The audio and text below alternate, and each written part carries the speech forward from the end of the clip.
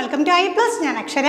നമ്മുടെ LP-UP പരീക്ഷയ്ക്ക് ചരിത്ര വിഭാഗത്തിൽ നമ്മുടെ നദീതട സംസ്കാരങ്ങളെക്കുറിച്ച് പഠിക്കാനുണ്ട്. അപ്പോൾ കൂടുതലായിട്ട് നമുക്ക് പ്രീവിയസ് ഇയർ ക്വസ്റ്റ്യൻസ് ഒക്കെ നോക്കിക്കഴിഞ്ഞാൽ സ്ഥിരമായിട്ട് റിപ്പീറ്റ് ചെയ്യുന്ന കുറച്ച് മേഖലകളുണ്ട്.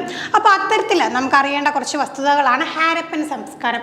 ഹാരപ്പൻ സംസ്കാരത്തിൻ്റെ മറ്റൊരു പേര് എല്ലാവർക്കും അറിയാം, എന്താണ്? സിന്ധു നദീതട സംസ്കാരം.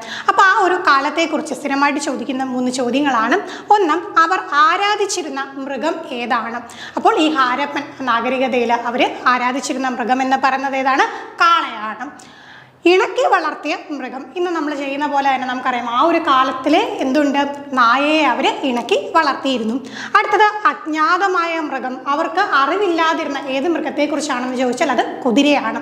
അപ്പോൾ ഇത്രയും കാര്യങ്ങളാണ് ഇന്ന് നമ്മൾ ഡിസ്കസ് ചെയ്തത്. നാഗരികതയെക്കുറിച്ചുള്ള ബാക്കി കാര്യങ്ങൾ നമുക്ക് അടുത്ത സെക്ഷൻസിൽ ഡിസ്കസ് ചെയ്യാം. താങ്ക്